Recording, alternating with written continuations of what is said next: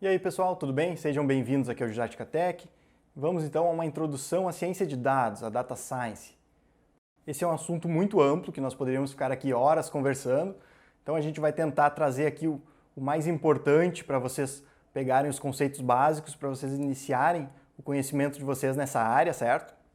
Vai ser um vídeo um pouco extenso, um pouco longo, porque a gente não quer deixar nenhuma lacuna nesse conhecimento inicial de vocês. A gente vai abordar os pontos importantes, mostrar para vocês na prática como funciona, o que acontece na ciência de dados, certo? E também mostrar na teoria aí o significado de muitos conceitos importantes. Então, nosso objetivo vai ser mostrar para vocês o que é a ciência de dados, seus principais tópicos. Nós vamos falar um pouco sobre Business Intelligence, sobre Big Data, Machine Learning e Inteligência Artificial, que são os termos que mais estão na moda hoje em dia, né? Então vamos focar um pouco nisso.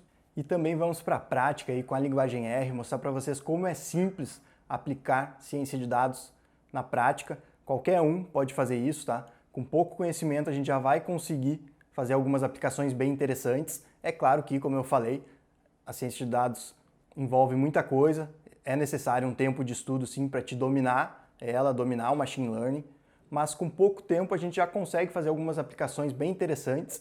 Esse é um lado bem interessante aí, né? Principalmente a linguagem R, assim como o Python também, mas são linguagens muito fáceis de ser utilizadas, com pouco código, com pouco conhecimento delas, a gente já consegue fazer algumas aplicações bem interessantes. É claro que a partir disso a gente tem que continuar nosso aprendizado, continuar se desenvolvendo para conseguir utilizar elas de maneira plena, né?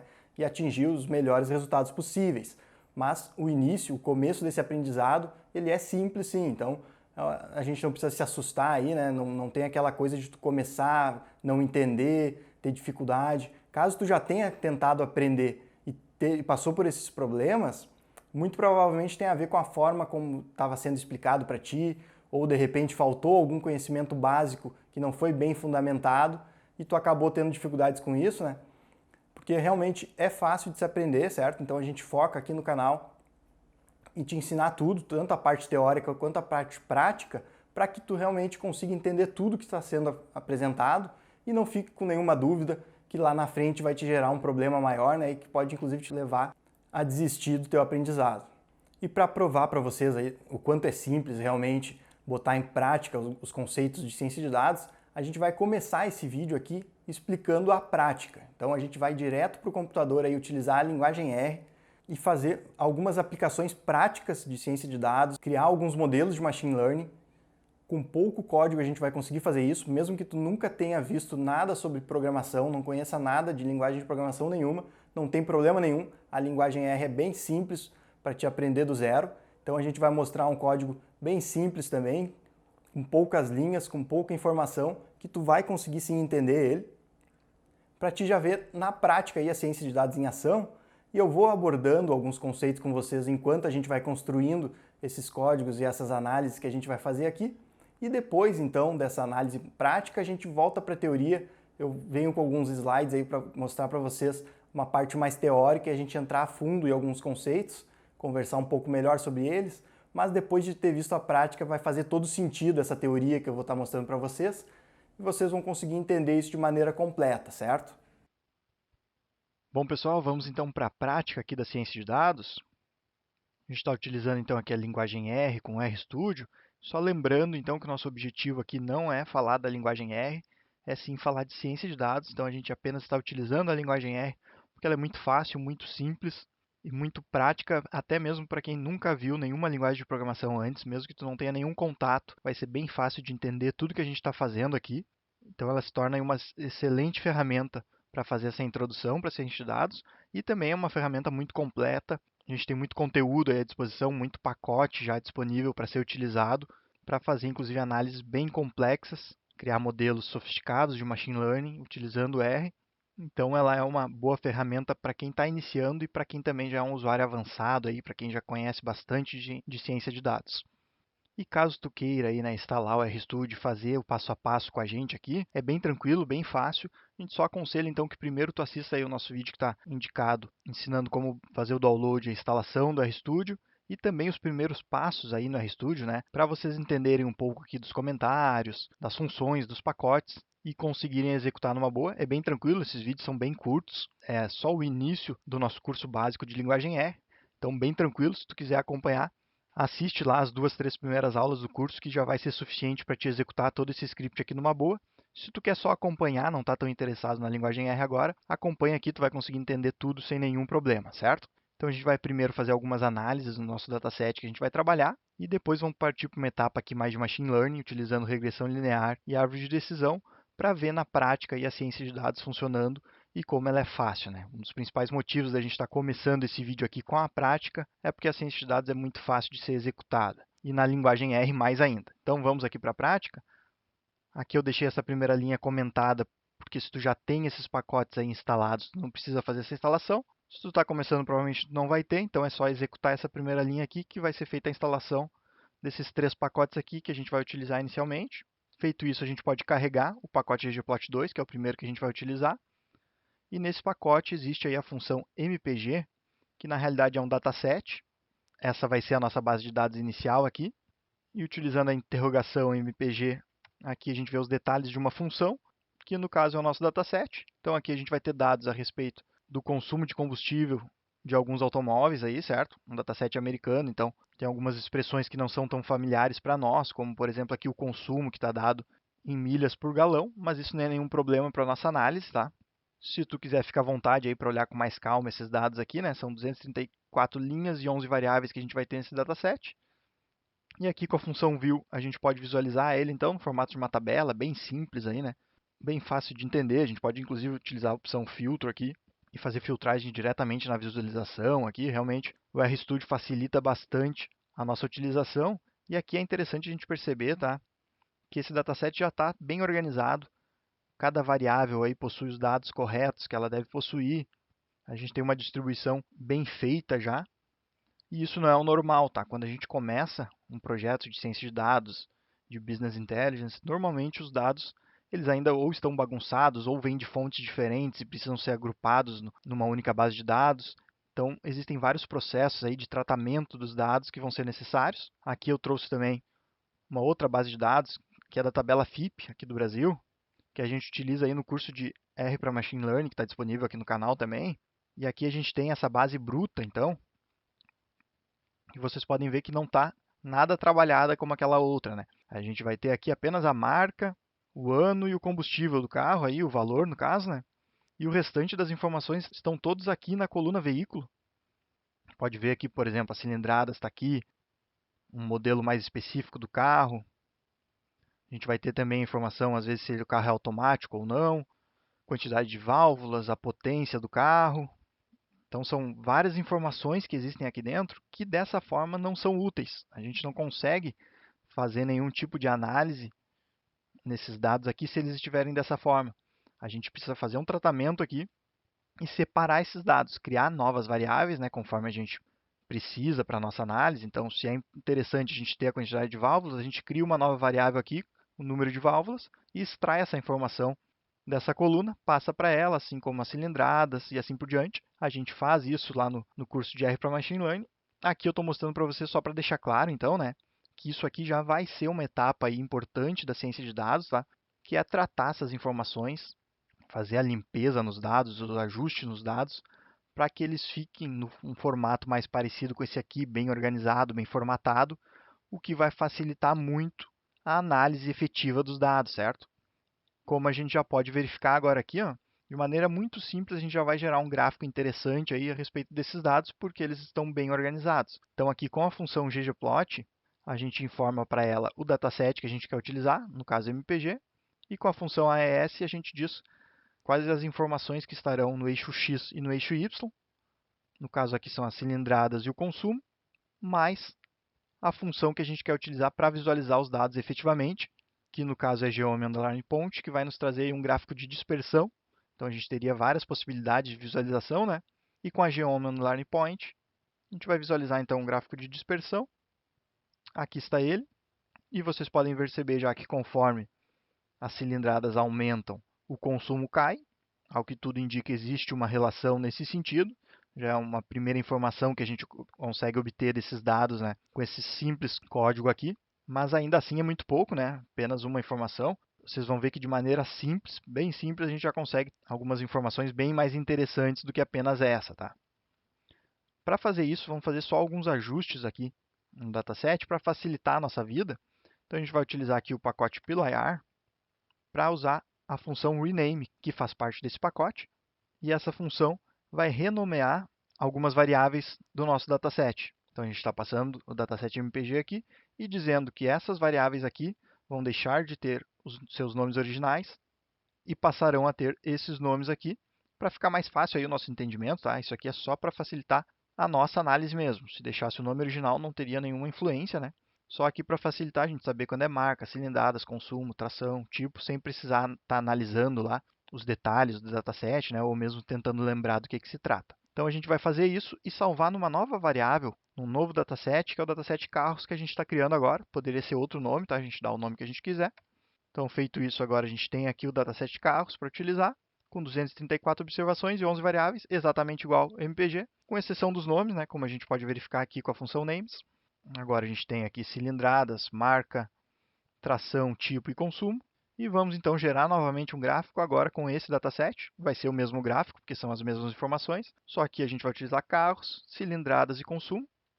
Então, executando, a gente vai visualizar o mesmo gráfico, modificando aqui apenas o nome dos eixos, né? E claro, a gente poderia colocar um título aqui, modificar esses dados de N formas diferentes. As possibilidades são muitas para modificar essa visualização aqui, certo? Não é o nosso foco agora, mas existe todas essas possibilidades. E a gente já vai deixar esse gráfico melhor aqui com um simples ajuste. Então, além dos dados que a gente utilizou antes, agora a gente vai adicionar essas duas informações aqui na nossa função, que são o parâmetro size e color. A gente vai adicionar duas dimensões ao nosso gráfico, que são a tração e o tipo dos carros. E vocês vão ver como esse simples ajuste aqui já vai trazer bem mais informação para o nosso gráfico, certo? Vamos executar aqui. E agora, além apenas das cilindradas e consumo, a gente também consegue saber o tipo desses carros e a tração que eles têm. Podemos dar um zoom aqui para facilitar a visualização. E a gente já consegue perceber aí, né, que entre os carros mais econômicos aqui, todos eles têm tração dianteira. Aqui F indica dianteira, certo? E a grande maioria aí ou é compacto ou subcompacto, isso que as cores indicam. A gente também percebe aqui que a grande maioria dos carros que fazem poucas milhas por galão aí, né, são do tipo 4x4 ou ainda com tração traseira, e SUVs, né, o que faz sentido. Então agora sim esse gráfico já nos traz informações bem mais interessantes, a gente já consegue tirar conclusões, inclusive sobre essa base específica.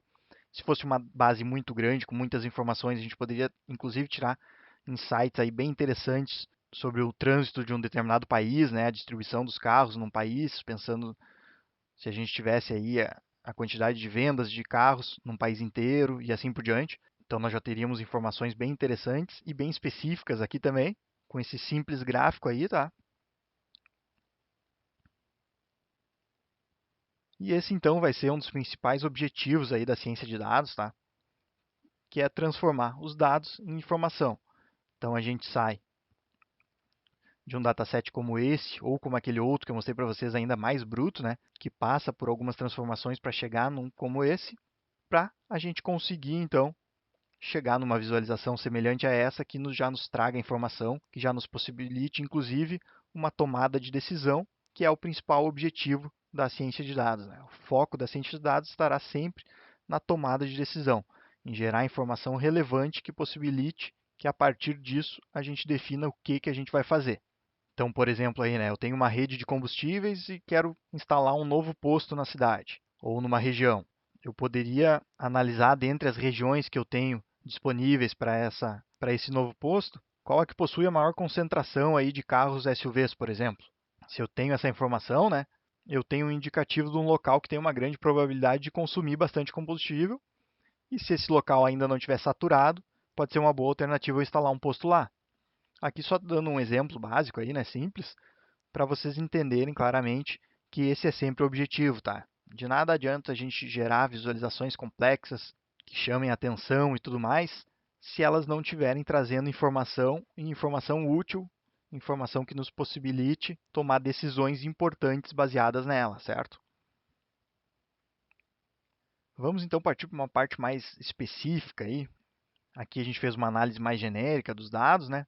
E a gente pode querer uma informação mais específica, como por exemplo, dados apenas sobre o consumo, sem fazer relação necessariamente com outras variáveis. Então aqui a gente está trazendo o dataset carros, mas apenas a variável consumo. Então são todos os dados existentes. Claro que dessa forma ainda não é muito útil. A gente pode utilizar aqui a função summary para daí sim ter algumas informações mais interessantes, como por exemplo, os carros que mais consomem combustível nessa relação aqui fazem 9 milhas por galão, os mais econômicos 35, a média está em torno de 17, 16 milhas, e a gente ainda pode analisar isso de uma forma um pouquinho diferente aqui com a função table. Ó. A gente vai conseguir ver quantos carros existem em cada uma dessas faixas. Então aqui 5 carros estão entre os que mais gastam, apenas um carro é o mais econômico, e aqui nessa região, né, a partir de 13 milhas até 20, em torno disso, é a região que mais concentra carros. A gente pode, inclusive, utilizar aqui a função prop.table para verificar esses dados aqui de maneira percentual. Aqui ainda não ficou muito fácil da gente analisar, então vamos simplificar um pouco mais isso aqui, multiplicando esse valor aqui por 100 e arredondando para ter o percentual aí arredondado, né, de cada um desses dados. Então, conforme eu falei, né, aqui nessa faixa concentra a grande maioria dos dados, aí, inclusive aqui em 18 milhas por galão, a gente tem 11% dos dados, que é o maior percentual existente. E se a gente verificar um histograma desses dados aqui, a gente vai observar que nessa faixa de valores é onde estão a maior concentração desses dados. Então a gente pode de novo aqui utilizar a função ggplot, agora na função AES passando apenas o consumo, porque para um histograma a gente vai verificar a quantidade de dados existente em uma única variável, né? Então aqui a gente está passando agora a função geom_histogram e executando a gente vai ter esse histograma. Então, como eu mencionei, né, aqui em torno do valor 20, um pouco abaixo, é a maior concentração de carros. Conforme eu me distancio desses valores, diminui a quantidade de modelos de carros existentes, né? Isso só para mostrar para vocês, tá, pessoal, que é algo que acontece muito na prática. Nem sempre a gente vai trabalhar com gráficos. Normalmente, inclusive antes de gerar uma visualização final, aí com um gráfico bem elaborado, bem informativo, a gente vai analisar pontualmente muitas situações. Então, nós vamos utilizar funções como essas e muitas outras para fazer análises mais pontuais, chegar a valores absolutos aí, específicos a respeito de uma única situação. Isso acontece bastante e é muito útil, tá? E como vocês puderam ver aqui, é bem fácil de realizar, né? A gente consegue saber cada detalhe desse dataset aqui de maneira muito fácil e de maneira bem objetiva, tá? Vamos dar sequência aqui, então, agora utilizando o dplyr, que é um pacote bem famoso na ciência de dados em linguagem R, que nos auxilia a fazer manipulações nos dados. Então, vamos carregar ele aqui.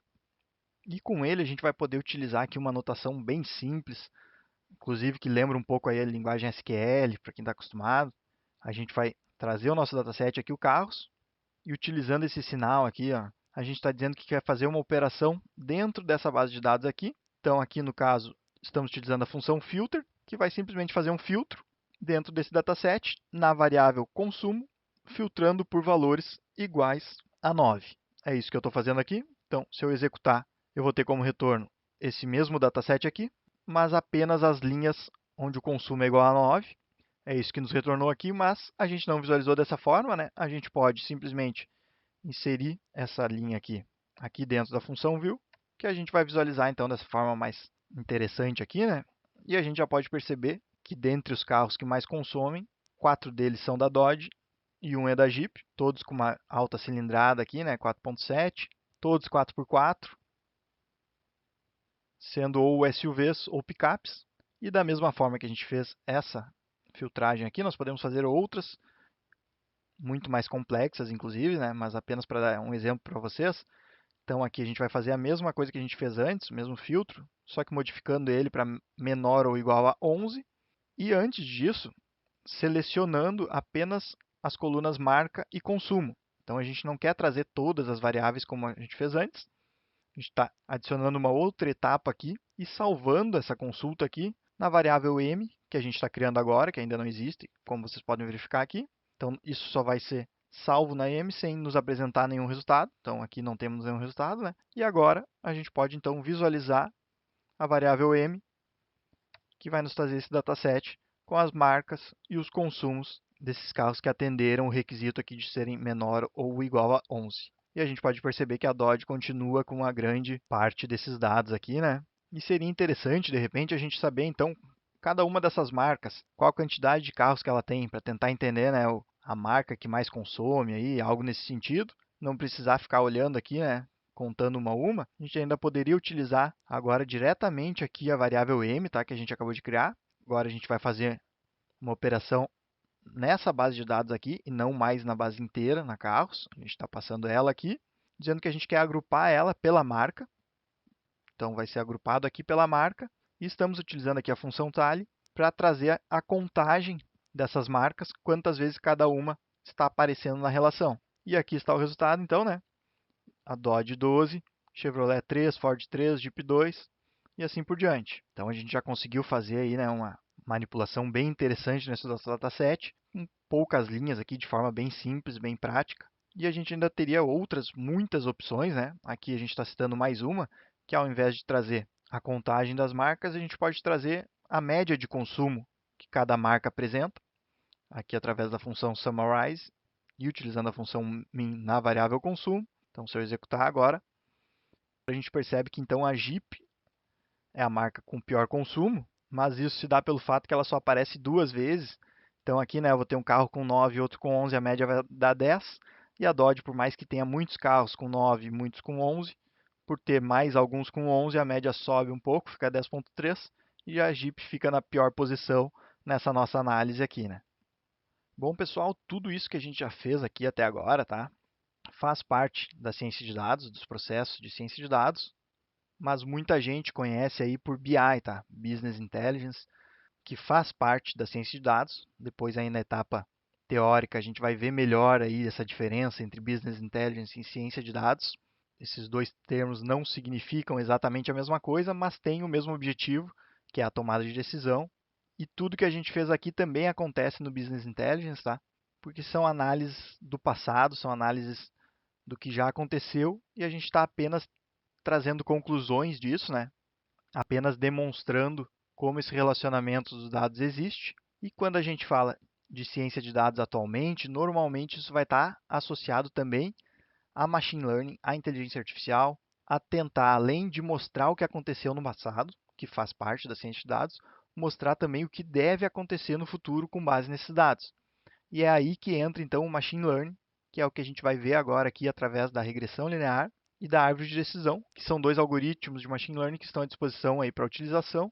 A gente tem aqui no canal, no site e também em nossos cursos completos bastante informação sobre os algoritmos de machine learning, inclusive detalhamento teórico deles, como os cálculos que existem em cada um deles acontece. Toda a parte matemática a gente explica bem detalhada, tá? A parte prática, tanto na linguagem R quanto no Python, a gente também explica de maneira bem detalhada. Isso já toma um pouco mais de tempo, né? Não é o nosso objetivo aqui entrar nesses detalhes e já requer também algumas bases que a gente tem aí à disposição, mas que levaria bem mais tempo para explicar aqui. Então a gente vai mostrar de maneira bem prática como isso funciona, mas a parte boa, né, é que, como a gente já mencionou, normalmente aqui na ciência de dados, a parte prática é muito fácil, muito simples. Então vocês vão perceber que aplicar um algoritmo de machine learning e fazer previsões nos dados é muito fácil, muito simples. Realmente a parte mais complexa é entender como isso está acontecendo do que propriamente fazer, tá? Então vamos aqui para a regressão linear e para provar o que eu estou falando, eu vou trazer aquele mesmo gráfico de antes, que a gente já visualizou, tá? Só que agora com uma informação a mais e modificando aqui um pouco. Agora eu passei aqui dentro da função ggplot apenas as cilindradas e o consumo, e dentro da função geomePoint eu estou passando a tração e o tipo, porque eu estou adicionando mais uma visualização, mais uma camada nesse nosso gráfico, com a função geoM_Smooth, que nesse caso vai adicionar uma reta, que é a reta de regressão linear, porque a gente está passando aqui o método LM, e essa reta vai ser criada, então, com base nos dados das cilindradas e do consumo.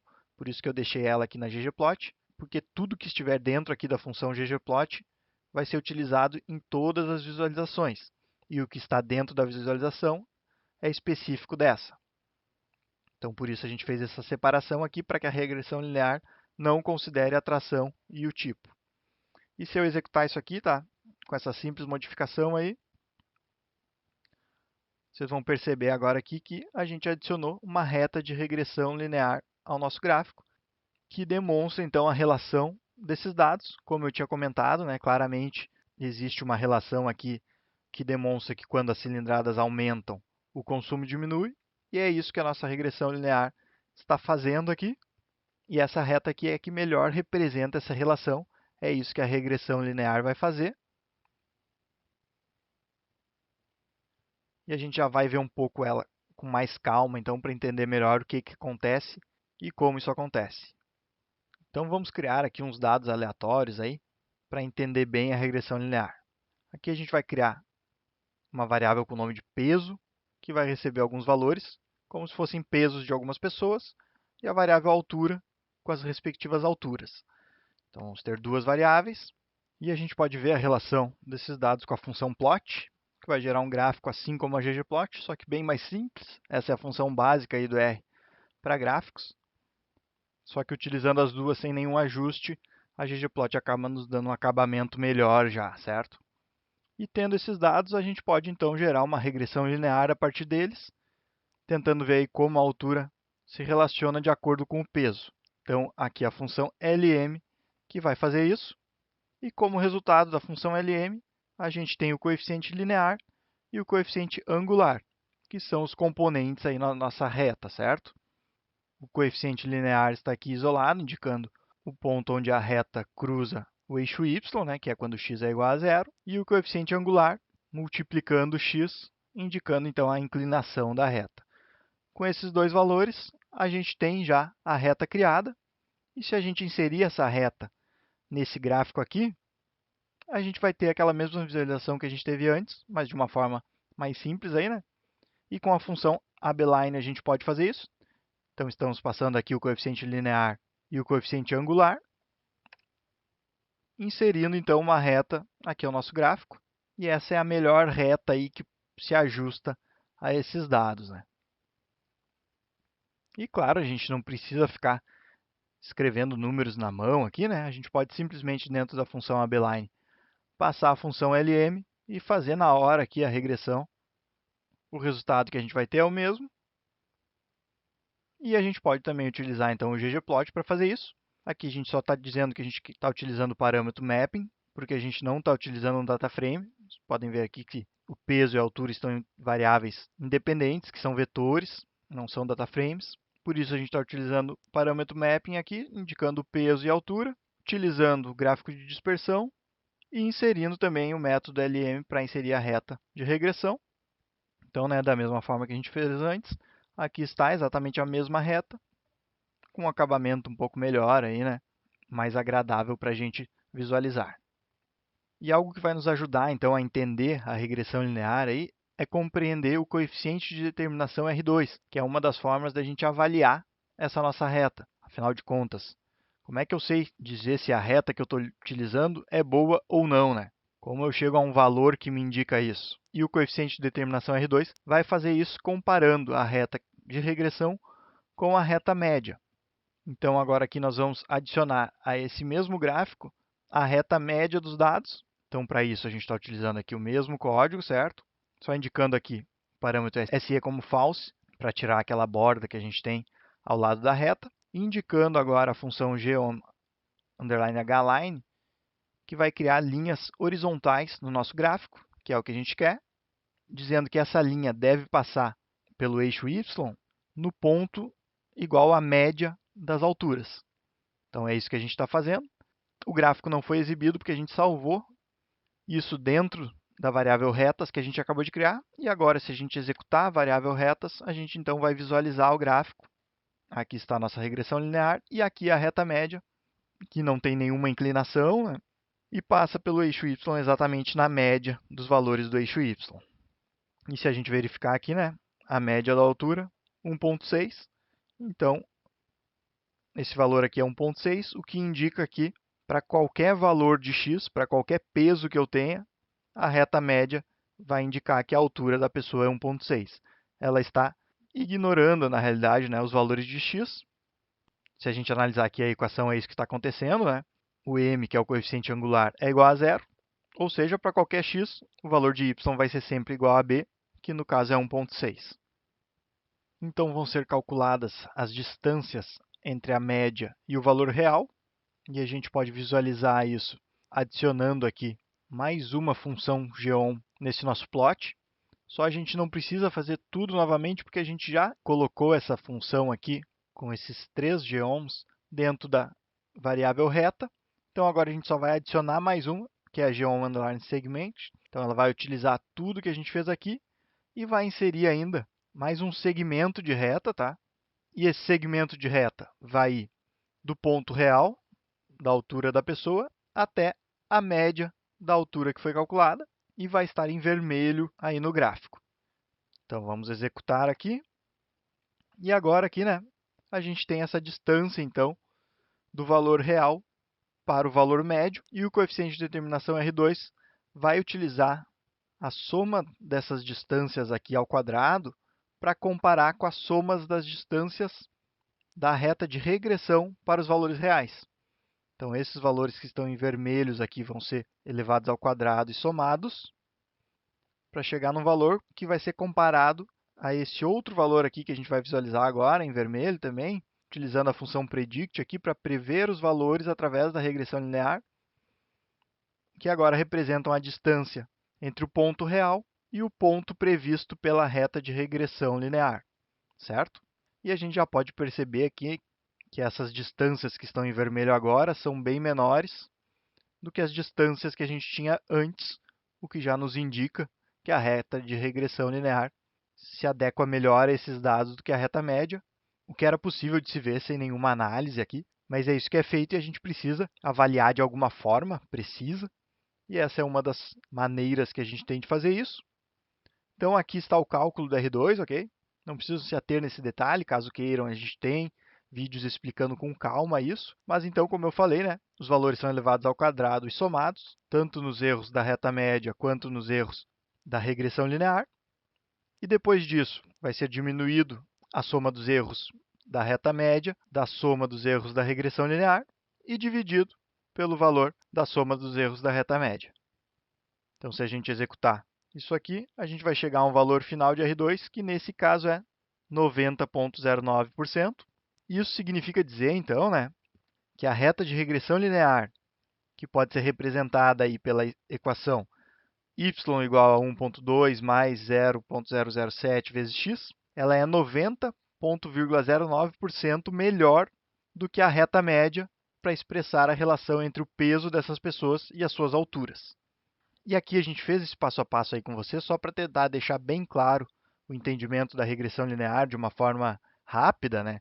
A gente tem um outro vídeo aqui no canal, que só o vídeo que vai explicar a regressão linear aí tem mais de 30 minutos, então se a gente for explicar ela em todos os seus detalhes, essa conversa vai ser bem mais longa, mas para tentar de uma forma bem objetiva aí, né, fazer com que vocês entendam, por isso a gente utilizou esses gráficos aqui mostrando ali os erros e aqui como o cálculo acontece, mas a gente pode simplesmente utilizar aqui a função summary na regressão linear, que ela já vai nos trazer essa informação. Então aqui a gente tem várias informações, né, como coeficiente linear e angular, e aqui o r quadrado, então R2, 0,90, o mesmo valor que a gente chegou calculando aqui dessa forma, porque é esse o cálculo que é realizado, né? Então aqui a gente só mostrou detalhadamente como ele acontece, mas através da função summary a gente obteria esse mesmo valor. E para usar então na prática aí do machine learning a regressão linear, o que a gente faz é simplesmente criar um modelo através da aplicação da função LM ou uma outra função que execute o mesmo algoritmo. Então, a gente vai criar essa regressão e salvar na variável modelo, poderia ser qualquer variável, né? Aqui a gente está dando o nome de modelo, porque normalmente a gente chama de modelo de machine learning. Então, agora está salvo. E vai utilizar esse modelo na função predict para fazer previsões. Da mesma forma que a gente utilizou a função predict aqui, isso aqui é o mesmo que está acontecendo aqui embaixo, que é o que vai nos dar os valores exatos. Então, se a gente executar, a gente vai ter, ao invés de uma reta, os valores em cada uma das posições. Então, se a gente analisar aqui a altura, a primeira altura que a gente tem efetivamente é 1,54. Através do modelo, prevendo esses valores, a gente chega em 1,539, aqui arredondando, né? E assim por diante. A gente pode verificar que todos os valores ficam muito próximos, com uma pequena margem de erro, conforme a gente já viu no gráfico. E com esse modelo através da função predict, a gente pode prever novos valores que não estão nessa relação, que é o nosso principal objetivo aqui, né? Então, vamos criar uma base de dados aí contendo pesos que a gente ainda não conhece. Então, aqui a gente tem 48, 51 e 62, que são pesos diferentes dos pesos que a gente tinha originalmente. A gente está utilizando a função data.frame para criar um dataframe, porque é o que a função predict espera receber, só para facilitar aqui então. Então, criei agora a variável pesos, com esses 3 pesos, e vou indicar na função predict, além do modelo, os dados que vão ser utilizados na realização dessa previsão. Então, não vai mais ser previsto aqueles dados que foram utilizados na criação do modelo, e sim os novos. Alguém que tem 48 quilos, o modelo está dizendo que vai ter 1,56 de altura, 51, 1,58 e 62 quilos, 1,66 de altura. Claro que aqui é um exemplo bem simples, a gente fez de uma forma bem simples, mas tentem imaginar aí, né, o poder disso numa situação mais complexa, numa situação onde eu tenho várias variáveis, aqui eu estou simplesmente considerando 2, né, mas se a gente tem mais variáveis, a nossa análise já vai ficar mais complexa e mais robusta, e a gente vai conseguir fazer previsões bem interessantes, com precisões excelentes, e é isso que a gente demonstra lá no nosso curso de Machine Learning com R e com Python. A gente utiliza várias bases de dados diferentes para mostrar aí na prática, né, como as previsões acontecem e o resultado que a gente consegue extrair. E para finalizar essa nossa etapa prática aqui, então, vamos a um exemplo aí de árvore de decisão, que é um algoritmo muito utilizado e também é base para outros algoritmos mais complexos, como Random Forest, Statrees, Treebag. Enfim, nos métodos Ensemble a gente vai ver muito árvore de decisão e são uma base muito boa aí. Entendendo um pouco de árvore de decisão já nos dá um conhecimento para poder ir adiante no entendimento do Machine Learning. Então já é legal dar essa introdução para vocês aí, mesmo que de maneira básica, né? Mas para já ter esse conhecimento. Então agora a gente vai utilizar um outro dataset, tá?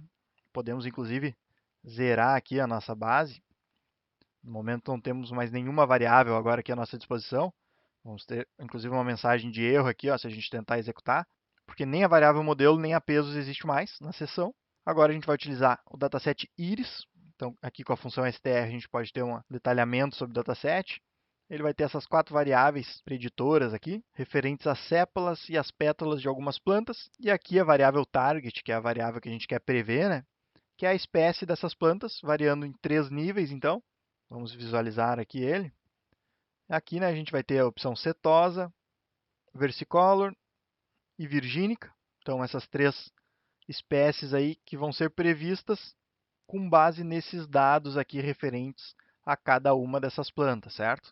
Esse é um dataset bem famoso aqui na área de Machine Learning, tá? O pessoal normalmente nos estudos mostra eles. Ele já vem com a linguagem R, então a gente não precisa carregar nem instalar nenhum pacote específico para utilizar ele, tá? E aqui a gente vai introduzir um conceito, então, que é o de separar os dados em treino e teste. Isso é algo que a gente sempre utiliza no Machine Learning. Por mais que a gente tenha uma base de dados muito grande, a gente precisa testar o nosso modelo. A gente precisa saber se o modelo que a gente está criando ele é aplicável a novos dados. E a gente precisa fazer isso antes de utilizar ele na prática, né? Antes de utilizar ele em produção com dados que a gente ainda não conhece. Então, a gente vai pegar a nossa base de dados e separar ela. É bem comum o pessoal separar aí 70% dos dados que eu tenho para treino e os outros 30% para testar. Então, nesses dados de treino vai ser criado o modelo e os dados de teste vão ser utilizados nas previsões, podendo assim comparar, né, o que eu estou prevendo com os dados reais que se tem nesses dados de teste que a gente deixou separado e ver assim a precisão efetiva do nosso modelo. De maneira bem objetiva, a gente pode entender a separação dos dados de treino e teste dessa forma. Para fazer isso, a gente vai utilizar aqui a função sample, e só para vocês entenderem o que a gente está fazendo aqui, né, a gente está utilizando aqui a função anyRow, passando o dataset iris, e como resultado a gente tem 150, que é o número de linhas existente nesse dataset. E 150 vezes 0,7 aqui, 105. Então, através da função sample, eu quero gerar uma massa de dados aleatória, é isso que a função sample faz, que vai de 1 a 150, mas só com 105 valores. Então, não vai ser todos os números existentes entre 1 e 150 que vão ser gerados. Então, se eu executar aqui, né, eu posso ver que existe aqui como resultado 105 valores entre 1 e 150. E eu vou utilizar esses valores, então, como critério para separar os meus dados em treino e teste. Dessa forma, eu estou garantindo que a separação está acontecendo de maneira aleatória, que é um dos critérios necessários na separação em treino e teste para não ter nenhum tipo de viés e eu não correr o risco aí de ter uma criação de um modelo que eu não consiga avaliar depois. Aqui eu estou utilizando essa função setSeed, com os valores 1, 2, 3, só para caso vocês estejam acompanhando aí no RStudio e queiram executar a mesma coisa que a gente está fazendo aqui, isso vai forçar com que a função sample sempre nos dê o mesmo resultado aqui quando executada depois da função setSeed. E dessa forma vocês vão conseguir gerar a mesma massa de dados que nós, que não é essa aqui, tá? A gente vai gerar uma diferente agora aqui. E a gente gerou esses valores e já salvamos aqui na variável filtro. Vocês podem ver que agora começa com 14 e antes começava com 116. E cada vez que eu executar essa função aqui, vai gerar valores diferentes. Por isso que eu tenho que executar primeiro o setSeed aqui. E se agora eu executar ela, aí sim eu tenho esses valores aqui, 14 e 50, que é os que estão aqui na variável filtro, tá? E esses valores aqui vão ser utilizados como critério para filtrar o dataset Iris. É isso que a gente está fazendo aqui. Então, aí as linhas 14, 50, 118 vão ser salvas no dataset treino, que a gente está criando agora aqui. E as linhas que não estão aqui no filtro, por isso sinal de menos aqui, vão ser utilizadas para formarem o dataset de teste, que vai ter então 45 observações, a soma dos dois dá os 150, né? Então ficou 70% dos dados para treino e 30% para teste. Agora a gente já pode então criar um modelo com base nos dados de treino e depois testar ele efetivamente nos dados de teste e ver o resultado que a gente obtém. Para fazer isso agora, a gente vai precisar de um novo pacote que utiliza um algoritmo de árvore de decisão. Nesse caso aqui, a gente está utilizando rpart.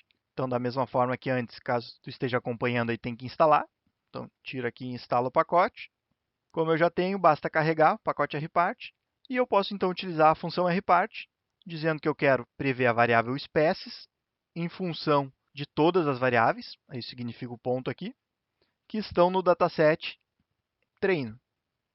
Então, as 4 variáveis preditoras vão ser utilizadas para prever a variável espécies. Estou salvando isso na variável modelo, que a gente acabou de criar. E uma funcionalidade bem prática que a gente tem aqui na linguagem R é a visualização da árvore de decisão de maneira bem simples. Então, a gente só precisa de um outro pacote para isso, que é o rpart.plot. Basta instalar ele também. Vou carregar ele aqui. E com a função PRP, passando a árvore de decisão que a gente acabou de criar, no caso aqui é modelo. E aqui eu só estou adicionando um parâmetro que modifica um pouco a visualização para deixar melhor aí para a gente. Executando isso aqui, a gente já vai visualizar a árvore que foi criada. Então agora fica bem prático aqui, né, para vocês entenderem o que é uma árvore de decisão. Nada mais é que um modelo com regras aí para decidir o que ele deve fazer. Então o algoritmo entendeu o relacionamento dos dados. Mais uma vez, né, a gente tem aulas aí explicando detalhadamente o algoritmo de árvore de decisão, como os cálculos acontecem, quais os critérios utilizados para definir esses valores aqui, essas variáveis, tá? Aqui a gente só vai demonstrar rapidamente como ela funciona. Então as regras dessa árvore ficaram muito simples. Foram consideradas apenas 2 variáveis. Então, nós tínhamos 4, 2 foram ignoradas, não estão sendo utilizadas nas previsões. E quando essa variável é menor que 2,5, o modelo direto diz que a espécie é cetosa. Em 36 casos isso acontece, e nas 36 vezes que isso acontece, que essa variável é menor que 2,5, o resultado é cetosa. Quando não é, quando é igual ou maior que 2,5, ele verifica esta outra variável, e se ela for menor que 1,8, ele diz que a espécie é versicolor. Em 35 situações isso acontece, em 31 ele acerta, em 4 ele acaba errando. E se for igual ou maior a 1,8, ele diz que é virgínica, em 34 situações isso acontece, em 33 ele acerta, em 1 ele erra. Se a gente modificar os parâmetros de criação do algoritmo, tá? A gente vai gerar uma árvore diferente dessa aqui. E, inclusive, se a gente não utilizar o setSeed, como eu mostrei para vocês lá na criação dos dados de treino e teste, também vai ser gerada uma árvore diferente, ok? Então, modificando os parâmetros, provavelmente a gente vai ter outras variáveis aqui, podendo aparecer as 4 ao mesmo tempo, com mais critérios e tudo mais. E quando a gente está trabalhando efetivamente aí com um modelo de machine learning, a gente vai fazer todos esses testes para chegar à melhor árvore possível, né? E agora, então, a gente pode utilizar novamente aqui a função predict, de novo passando o modelo, e agora os dados de teste. Então, esses são os dados que a gente separou, que não foram utilizados na criação, e a gente está indicando aqui só que a gente quer prever classes e não probabilidades. A gente poderia ter esse valor, então, indicando aí 90% de chance de ser uma espécie, 85% e assim por diante, mas a gente está dizendo que a gente quer a espécie efetivamente. Então vamos executar aqui, salvamos esse resultado na variável prev e a gente pode visualizar ela. E aqui estão as previsões. A gente poderia analisar uma a uma, né? Mas não faz sentido isso. A gente pode utilizar agora aqui o pacote Caret, que é um pacote muito utilizado aí em Machine Learning. Ele possui muitas funções e muitos algoritmos podem ser utilizados através dele, então é realmente muito útil de ser utilizado no dia a dia. Agora aqui a gente vai utilizar ele apenas para utilizar a função Confusion Matrix, que vai simplificar aqui a nossa análise do nosso desempenho, certo? Então a gente simplesmente vai visualizar a comparação aí dos dados que a gente previu com os dados originais, que são os dados que estão no dataset de teste, especificamente na variável espécies. Então, esses dados aqui vão ser comparados com esses. E executando, a gente tem o resultado aqui. Então, aqui a gente tem os dados reais e aqui os dados previstos. E a gente pode ver que no cruzamento dos dados são os valores certos. Então, a gente acertou em quase todos os casos e tivemos apenas um erro, que é quando o valor era virgínica e o nosso modelo previu versicolor. Então, uma precisão excelente aqui, né? Uma acurácia de 97,7%, através da criação desse simples modelo de machine learning aqui, né? Lembrando que essa precisão aqui já é nos dados de teste, né? Nos dados que o modelo não utilizou para sua criação. Então, sim, a gente pode dizer que tem uma precisão bem interessante esse modelo que a gente acabou de criar. E vocês podem estar pensando aí, mas agora já ficou complexo aí, né? Vários pacotes diferentes, várias linhas e tudo mais. Mas aqui está o código que a gente utilizou, tá? Se eu excluir esses dados aqui e executar esse código aqui de novo, tudo que a gente fez agora nessa árvore de decisão aí vai acontecer de novo. E somente aí com essas 8 linhas de código, certo? Então, executei aqui. Aqui está uma nova árvore de decisão criada. Diferente agora, porque a gente não executou set seed, né? E aqui o resultado teve um desempenho pior, nesse caso agora, 91%. E cada vez que eu executar, né, vai gerar um resultado diferente. Mas somente aqui com essas poucas linhas de código a gente já conseguiu aplicar um modelo de machine learning aí muito poderoso e muito utilizado, que é a árvore de decisão, tá? E apresenta resultados sólidos, bem robustos. E como vocês viram aí na prática, é bem simples de utilizar. Certo, pessoal? Para essa parte prática aqui, acho que já está uma introdução bem legal aí, né? Acabou já ficando um vídeo bem extenso, mas é o que realmente a gente quer falar de ciência de dados, né? De uma maneira mais completa e a gente não pode ignorar muitos aspectos. A gente achou importante mostrar alguns pontos aqui para vocês. A gente continua agora então na etapa teórica aí, que já vai ficar bem mais simples de vocês entender depois de terem visto todos esses passos práticos aqui. Daí lá a gente vai poder conversar com mais calma alguns conceitos mais teóricos, explicar eles melhor. Caso tu não esteja tão interessado assim na teoria, mas quer continuar aprendendo, pode ir direto aí para os nossos vídeos de Machine Learning ou mesmo de R para Machine Learning, de R básico. Enfim, a gente tem várias opções para vocês continuarem o aprendizado de vocês, tanto aqui no canal quanto lá no site da Stratec. Então, fiquem à vontade. Caso já queiram aprender Machine Learning direto também, acessem o site aí, tem o curso completo de Machine Learning à disposição. Não tem nenhum pré-requisito, tá? Sempre que tu precisar de alguma base mais sólida, a gente vai te apontar, te mostrar onde ela tá, tu vai lá, aprende. Nós vamos ter vídeos bem detalhados explicando todos os conceitos. Então, se tu quiser, acessa o site lá, confere nossos cursos e já começa esse aprendizado aí mais a fundo. E para aqueles que querem continuar agora na teoria aqui, se quiserem dar uma pausa aí no vídeo, né, dar uma respirada aí no banheiro, que então na sequência a gente continua com a teoria dessa introdução à ciência de dados aí. Então a gente vai organizar aqui da seguinte maneira, tá? A gente vai começar conversando um pouco aqui, tá, sobre o que é a ciência de dados, Business Intelligence, Big Data, Machine Learning e Inteligência Artificial, tá? Essas 4 primeiras etapas aqui a gente vai fazer só uma conversa, então mostrar alguns slides aqui para vocês, tentar conversar de maneira bem objetiva mesmo, né, fazendo essa introdução aí. Eu já deixei aqui para vocês também o link, tá? Caso tu já queira se aprofundar mais nesses assuntos que a gente está conversando aqui, lá no site a gente tem vários artigos aí a respeito, tá? Bem detalhados sobre todos os assuntos que a gente está abordando aqui no vídeo. Se tu quiser te aprofundar mais, é só acessar lá o site, tem o menu artigos e também tem as playlists aqui do canal, né? Vocês podem acessar o canal aqui no YouTube mesmo. Tem várias playlists aí para vocês à disposição, bem organizadas, com material bem didático, explicando todos esses assuntos, tanto a parte teórica, a parte matemática aí, né, que está por trás de muitos conceitos, tudo bem detalhado aí para vocês e bastante prática aí, né, utilizando tanto a linguagem R quanto o Python de maneira bem didática, bem simples para o aprendizado. E para começar, o que é ciência de dados, ou data science, aí, né, um termo bem na moda?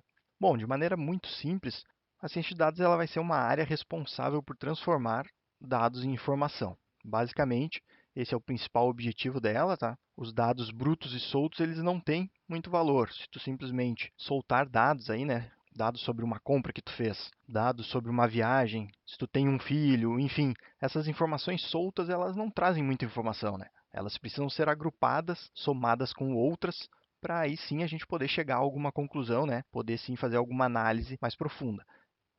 Então, o foco, o objetivo é a tomada de decisão.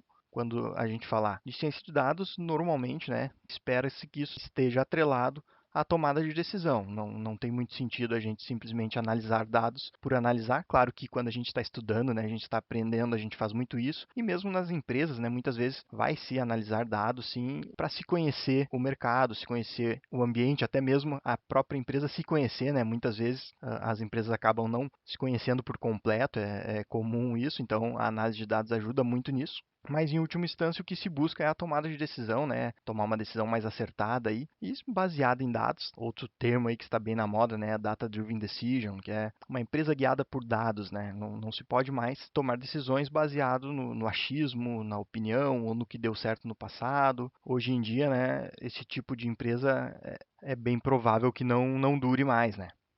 E como que a gente vai fazer isso, né? Como que a ciência de dados se propõe a fazer isso, então? É através da análise de dados, utilizando o Big Data, que a gente vai conversar um pouco melhor logo na sequência, inteligência artificial, que é algo que está super na moda aí, né? Todo mundo fala, o pessoal do marketing ama a inteligência artificial, né? Provavelmente vende muito, né? Se tu faz um produto com inteligência artificial, nem que seja apenas para dizer que ele tem inteligência artificial, talvez já melhore as vendas dele, né? Mas ainda assim, né, não é algo que tem pouco valor, justamente pelo grande valor agregado aí que tem na inteligência artificial, que ela está tão na moda, né? Realmente ela vem para mudar muito a nossa realidade, vem auxiliar de maneira muito significativa. É bem provável que ela venha a ser a grande responsável por uma grande revolução que a gente está passando e vai se intensificar aí nos próximos anos, né? E a gente tem também a visualização de dados, que é como esses dados então são apresentados. A partir dessas análises que a gente faz, a gente precisa apresentar isso e lembrando sempre que existe um público que não está por dentro. Muitas vezes o tomador de decisão, né, a pessoa que quer o resultado da nossa análise, ela não está por dentro dos detalhes técnicos de uma análise de dados, não está por dentro da inteligência artificial nos seus maiores detalhes, o Big Data e tudo mais. Então a gente precisa transformar essa visualização aí, né, de maneira que qualquer um entenda. É importante esse poder de tradução aí para que fique algo claro, simples e objetivo. E as principais ferramentas então que vão ser utilizadas aí na ciência de dados são as linguagens de programação, principalmente Python e R, são as que vêm na frente aí nesse momento. Claro que a gente sabe que as ferramentas elas estão sempre em constante evolução, podem surgir outras linguagens de programação, mas no momento Python e R vem liderando aí e realmente se mostrando muito fáceis de serem utilizadas para essa finalidade, tá? A gente vai ter alguns softwares estatísticos como SPSS, SAS, que são softwares pagos, ok? Então Python e R são softwares livres, são linguagens de programação que qualquer um pode utilizar sem nenhum tipo de custo. Já softwares como SPSS e SAS vão ter custo, e a gente vai ter aí os softwares de BI, tem se falado muito em Self-Service BI, né, que são softwares que facilitam muito a utilização para o usuário final, independente dele ter grandes conhecimentos em análise de dados, em BI, em ciência de dados, ele vai conseguir utilizar softwares como Power BI, Tableau, ClickView e assim por diante, né? Existem outras opções aí no mercado. São softwares bem interessantes, só eles não vão ter todo o poder que uma linguagem de programação como Python ou R vai ter, né? Então, a gente acaba às vezes ficando um pouco limitado, mas já tem aí opções de integração, né? Tu consegue pegar ali um Power BI e fazer uma análise no R ou no Python. Então, esses softwares vêm tendo cada vez mais importância aí no mercado, né? E realmente eles são simples de serem utilizados e podem auxiliar bastante principalmente para quem não conhece R ou Python, né?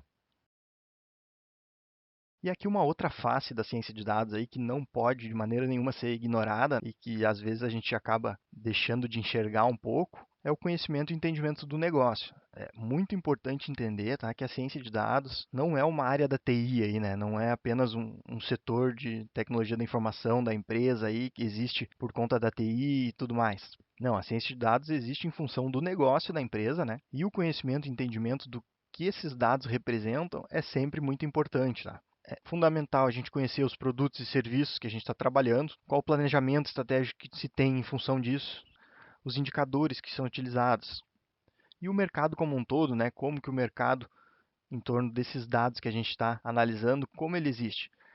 É fundamental, tá, que qualquer pessoa que esteja atuando com ciência de dados, seja no nível que for, entenda desses aspectos também, não apenas a parte técnica, não apenas a análise dos dados, e muitas vezes é provável que tu tenha que dar uma ideia aí, né? E a partir da análise que tu fez, o que que tu entendeu, o que que tu pensa, o que que tu entende sobre isso? Não simplesmente apresentar só o resultado, mas a tua interpretação desses dados, e com certeza essa interpretação ela vai ser muito mais rica se ela estiver pensando em todos esses detalhes aqui que a gente está mencionando junto.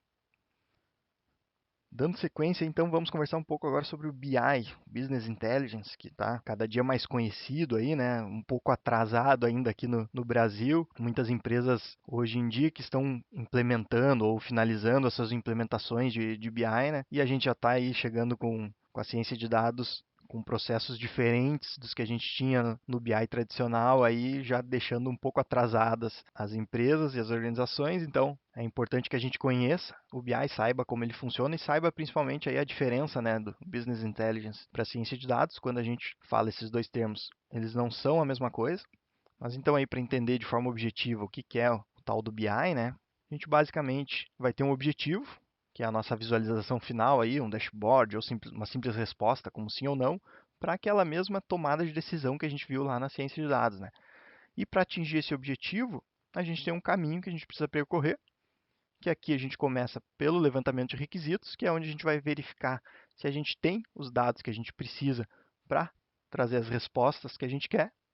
Então, vai ter que ser feita essa análise em conjunto com o pessoal lá da TI, em conjunto com o setor que quer as respostas, né, ou com o diretor, enfim, quem quer que seja. Vai ter que ser verificado. Esses dados existem, já estão armazenados dentro da empresa, como a gente obtém eles, eu consigo atualizar eles todos os dias, tem alguns que só geram a cada semana, enfim.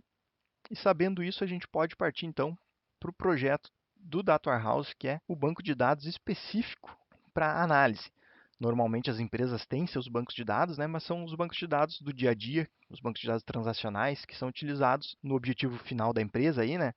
E aqui quando a gente fala no DW, no Data Warehouse, não é esse o objetivo, tá? Ele existe para conter os dados históricos da empresa. Então, normalmente, quando uma pessoa faz uma compra no site, não é nesse mesmo instante que a informação vai ser salva lá no Data Warehouse. Ela vai ser salva num outro banco e muito provavelmente aí durante a madrugada ou uma hora depois, 2 horas depois, dependendo da empresa, né?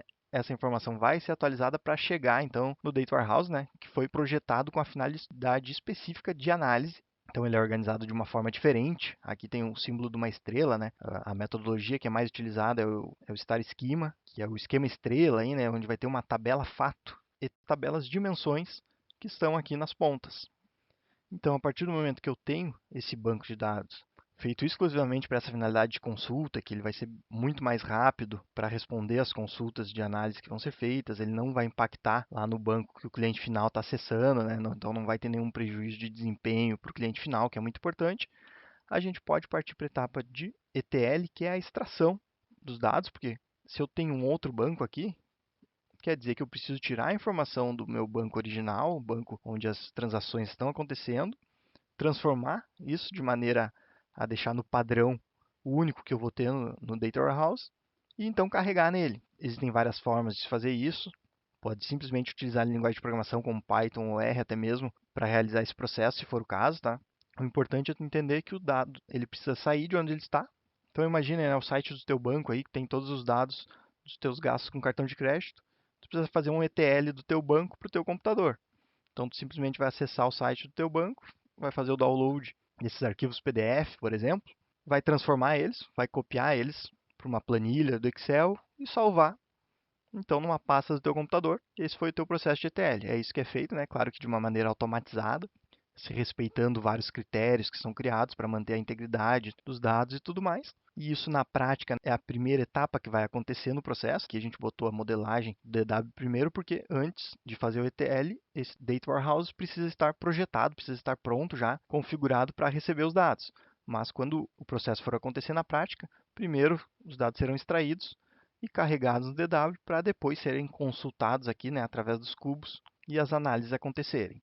Então aqui nos cubos eu já tenho todos esses dados devidamente organizados e preparados para as análises. Quando vocês começarem a lidar um pouco mais com análise de dados e tudo mais, vocês vão ver o quão importante é ter dados devidamente organizados. Fazer análises em base de dados desorganizadas normalmente é perda de tempo. É difícil tu extrair alguma informação útil de uma base desorganizada. Vale muito mais a pena perder um tempo aí, mesmo que seja considerável, organizando os dados e dando a forma correta para eles, para depois realizar a análise, do que tentar inverter esse processo, tá? E aqui, quando a gente menciona especificamente os cubos do BI, os cubos OLAP, a gente não está mencionando machine learning, tá? Então, a gente está analisando os dados do passado e dando a informação do que aconteceu, sem trazer nenhuma previsão para o futuro. A gente simplesmente está cruzando esses dados, tá? Mas de maneira nenhuma isso pode ser menosprezado, tá? Essa análise é muito importante, ela deve acontecer. Às vezes a gente pode ver algum comentário aí no sentido de que o BI está morrendo, está acabando. Se a gente entende, né, BI como uma análise de dados do passado, ele vai sempre existir. Nós sempre iremos fazer essa análise, por mais que a gente aplique um algoritmo de machine learning depois disso, para prever o que vai acontecer daqui 5 anos, mas ainda assim, analisar o que aconteceu no passado continua sendo importante, tá? E vai continuar acontecendo. Então, esse processo que a gente está vendo aqui, ele pode mudar com o tempo, né?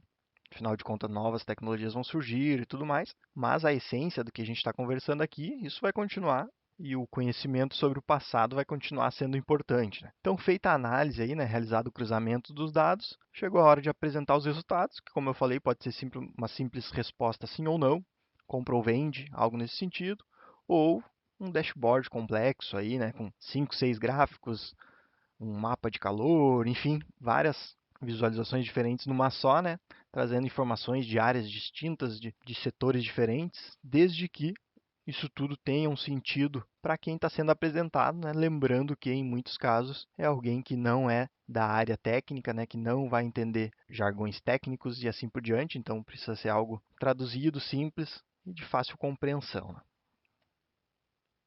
Continuando, vamos então agora para o Big Data, outro termo aí bem na moda, né? Que o pessoal está comentando bastante.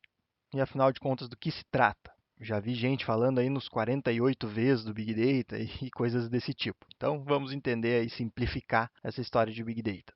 Resumindo, tá? Big Data são dados de tipos diferentes que precisam de soluções inovadoras para armazenamento devido ao grande volume e velocidade de criação, sendo que através destes dados podemos fazer previsões para a melhor tomada de decisão, sendo que essas previsões vão ser geradas através aí de técnicas sofisticadas de análise. Certo, pessoal? Então, de maneira bem objetiva, é disso que se trata o Big Data. Então, é a partir dessa definição aí, né, que surgem os Vs do Big Data, né? Inicialmente, a gente tem aí 3 Vs, né, que são variedade, volume e velocidade. Então, a gente vai ter aqui, né, os dados diferentes.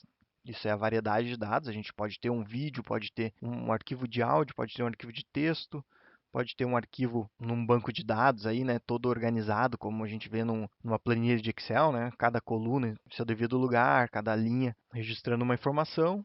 E a gente pode ter uma postagem do Facebook que tem um texto e uma foto junto, e a foto contém um pouco de texto também. Então, tudo é importante, a gente não pode descartar nada. E essa postagem só faz sentido quando a gente analisa ela em conjunto. Então, a gente tem uma variedade bem grande de dados aí, né? O volume é grande, e quando eu me refiro a volume grande, é grande mesmo. A gente tem casos aí, né, de Data Warehouse com milhões de linhas de informação, e ainda assim o Data Warehouse dá conta tranquilamente, o processo de BI, de Business Intelligence, continua funcionando. Então, quando a gente fala em Big Data, a gente está falando de volumes gigantescos de dados, e esse volume gigantesco aí, né, ele leva a uma necessidade que é de novas soluções de armazenamento, tá? Então a gente precisa de soluções inovadoras de armazenamento, porque o armazenamento, como a gente vinha fazendo, ele não dá conta disso. E também quando a gente considera aqui na velocidade na criação desses dados. Então imaginem um Facebook da vida. Quantos dados eles têm que armazenar e analisar por segundo aí, né?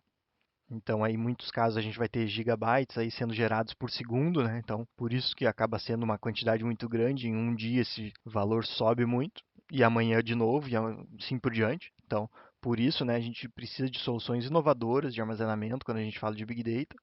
E aqui, né, a gente pode chegar nos 5 Vs do Big Data, então, adicionando verdade, que é a veracidade aí, né? Os dados têm que ser verídicos. Então eu tenho que garantir que os meus dados não foram corrompidos de maneira nenhuma. Tem toda uma parte de segurança aí envolvida bem complexa, porque de nada adianta eu ter uma quantidade imensa de dados para analisar se eu não conseguir garantir que isso é verdade, né?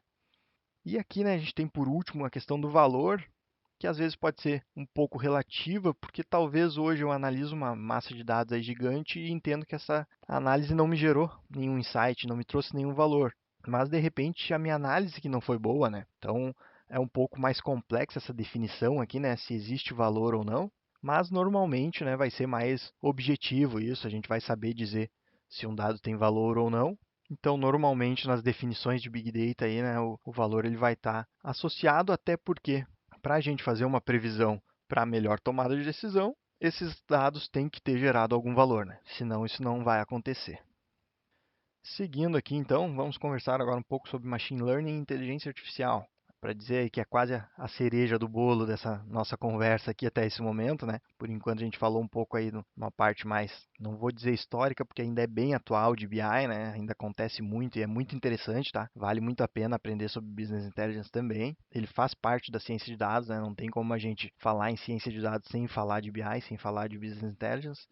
Mas a inteligência artificial, né, tá aí para modificar a nossa realidade de uma maneira poucas vezes vista na história. Então, com certeza é algo muito interessante, algo que merece a nossa atenção, né, que a gente tem que, por mais que a gente não seja da área, a gente não esteja interessado em ser um cientista de dados, em trabalhar com machine learning, nada do gênero, mas a gente precisa conhecer sobre isso porque está no nosso dia a dia, né, de maneira cada vez mais agressiva aí, e a gente vai começar a se deparar com isso. E o quanto mais a gente conhecer, melhor vai ser para nós, né? Até tem a questão também do emprego, né? Que às vezes a gente vê o pessoal comentando aí, inteligência artificial vai acabar com os empregos.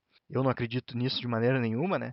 Mas eu acredito sim que ela vai modificar o cenário de uma maneira bem forte, então com certeza vão existir profissões aí que vão sumir, né? Vão deixar de existir, assim como muitas profissões do passado deixaram de existir, isso vai acontecer de novo e vai estar sempre acontecendo. É a nossa função aí, né? Nosso papel é estar atento a essas mudanças para nos atualizarmos junto, para depois, né, não dizer que um robô roubou o meu emprego, quando na realidade eu que não aprendi como eu poderia mandar nesse robô, né, para eu continuar sendo o chefe desse robô e simplesmente eu deixar de fazer algo que eu posso automatizar, né, o que faz todo sentido. Se eu posso deixar algo trabalhando por mim enquanto eu vou curtir uma praia, né, por que não fazer isso? Então cabe a nós, né, nos prepararmos e sabermos do que se trata essa nova revolução aí, né? Então, para começar uma conversa aí, né, de introdução sobre inteligência artificial, claro que tudo que a gente já conversou aqui, né, são só introduções. Apesar de que a gente já está num vídeo longo aí, né, já conversamos bastante, mas são conceitos que merecem um bom tempo de estudo, né, que não é assim de um dia para o outro que tu vai dominar. Então, tem que sim perder um tempo estudando a respeito e tudo mais. E a inteligência artificial ainda mais, né? Então, a gente vai começar aqui uma introdução, mas esse assunto vai muito adiante aí, né? A gente tem bastante conteúdo já à disposição lá no site de Articatec, aqui no canal também, então vocês podem consumir bastante conteúdo aí a respeito. E de uma maneira bem simples, então, né, para entender o que é inteligência artificial, a gente poderia pensar como uma tentativa de uma máquina de imitar ou simular uma ação inteligente humana, tá? Aqui a gente destacou a palavra inteligente porque pode gerar algumas dúvidas aí, né? Mas afinal de contas, o que é inteligente e o que não é? Já houve tempos que uma linha de produção era considerada inteligente, né? E ela já foi tomada por robôs há muito tempo atrás. E esses robôs não são inteligência artificial, né? Então, essa é uma definição um pouco complicada. E aqui a gente tem, né, algumas situações onde a gente já tem inteligência artificial acontecendo, né, que é a recomendação de filmes, como a gente tem aí no Netflix ou mesmo no YouTube, né, que as plataformas ficam analisando os nossos perfis de acesso e nos recomendando, porque né, elas querem que a gente passe o máximo de tempo possível consumindo o produto deles, seja assistindo filmes no Netflix, seja vendo vídeos no YouTube ou no Facebook, enfim, da forma que for. Então essas análises estão acontecendo em tempo real aí para nos recomendar filmes que nós muito provavelmente gostaremos. Claro que a gente sabe que muitas vezes ela ainda falha, né? Sempre existirão também os outliers, que são os pontos fora da curva. Muitas vezes uma análise aponta num sentido em que determinada pessoa faria isso. Tudo indica que ela faria, e chega na hora ela não faz. Sempre vai ter esse tipo de situação. Mas, num todo, é muito provável que a gente consiga uma precisão interessante. Então, essas recomendações de filmes já estão melhorando nesse sentido, né? A gente tem o reconhecimento de fala, que também já melhorou bastante. Claro que ainda tem bastante para melhorar também, né? A gente sabe aí, o celular, às vezes tu fala um OK Google aí, que nem era OK Google, e ele ativa e assim por diante. Mas se vocês pesquisarem um pouco a respeito do reconhecimento de fala, vocês vão ver que já está melhorando bastante, já se conseguem conversas bem interessantes, até questão de tradução também, que a gente nem citou aqui, mas tradução simultânea também já está evoluindo bastante aí, utilizando inteligência artificial. Reconhecimento de imagens, esse tempo eu estive visitando uma empresa que as portas de acesso dela já eram através do reconhecimento facial, né? Trazendo um exemplo bem simples, né? Porque é simplesmente uma porta de acesso, não tem nada sofisticado ali por trás, não exigiria nenhum investimento caro, simplesmente, né, o bom e velho crachá resolve esse problema, mas eles já estão aplicando porque é algo bem simples, um software bem barato que eles estão ali, né, um hardware simples, e já está fazendo um reconhecimento facial ali, funcionando muito bem. A gente vai ter aí os assistentes virtuais, né, que já estão bem comuns aí em site de banco, por exemplo, através de um chatbot, né, onde tu começa o teu atendimento através de um assistente virtual ali. A gente sabe que às vezes eles ainda não nos entendem muito bem, a gente tenta ir direto para o atendente, né, mas tem casos que eles já resolvem os problemas e conseguem dar respostas bem interessantes até, e a tendência é que em pouco tempo isso melhore bastante, né. A verificação de compras no cartão de crédito, onde são feitas análises para definir em questão de segundos, milissegundos, se essa compra ela pode ser aprovada ou não, com base em vários fatores. E algo que está bem na mídia hoje em dia, né, os automóveis autônomos aí, o pessoal da Tesla abrindo caminho nesse sentido, um tanto polêmico em alguns casos ainda. Mas se a gente parar para pensar e analisar friamente, é bem provável que esses veículos autônomos já sejam, inclusive, bem mais seguros que a gente dirigindo, né? Dado a quantidade de acidentes que o ser humano provoca, né? Seja pelo motivo que for. Então, claro que ainda tem um longo caminho aí nessa questão de automóveis autônomos. E dentro, então, da inteligência artificial, um dos ramos que a gente vai ter é o machine learning, o aprendizado de máquina. É um dos ramos, com certeza, aí mais importantes da inteligência artificial, né? E basicamente é uma máquina que aprende. Como o próprio nome diz, né? É uma máquina que vai ter a capacidade de aprender, e o ato de aprender significa que o computador não receberá uma lista de instruções do que ele deve fazer. Ele vai receber, sim, só algumas informações iniciais, tá? E terá que aprender o restante por conta própria. Ou seja, ele vai fazer aí o aprendizado através de tentativa e erro, como a gente fez, né, durante a vida. O velho e bom exemplo aí da bicicleta, né? Quem aprendeu a andar de bicicleta é muito provável que tenha aprendido caindo. São raros os casos onde tu passa uma instrução para a pessoa, né? Inclina teu corpo tantos graus para a direita, agora um pouquinho para a esquerda. Quando sentir que vai cair para o outro lado, inclina para o outro. Não, tu pedala um pouco, pende para um lado, pende para o outro, caiu. Tenta de novo, tenta de novo. Tem gente que às vezes desiste, né? Mas a maioria dos que continuam tentando conseguem. Na base da tentativa e erro, aprende e aprende para a vida inteira. Então, é basicamente essa ideia que a gente precisa ter em mente quando fala de machine learning, tá? Então, a gente vai ter os dados históricos, que são a base de dados que vai ser utilizada no aprendizado. O nosso algoritmo de machine learning vai analisar essas informações e, a partir disso, ele vai criar um modelo, então, que vai poder ser aplicado a novos dados, que é o nosso principal objetivo aí, né? Então, a gente vai poder aplicar esse modelo de maneira a, quando encontrar novas informações, ele consiga dizer o que vai acontecer. E tem muitos casos que a gente chega aí a precisões de quase 100%, em alguns casos podemos encontrar 100% de precisão. Outros casos talvez nem tanto, porque de fato existem situações onde a gente ainda não vai conseguir prever, onde a gente vai chegar aí numa precisão talvez de 55%, 60%, isso não vai ser interessante para a gente.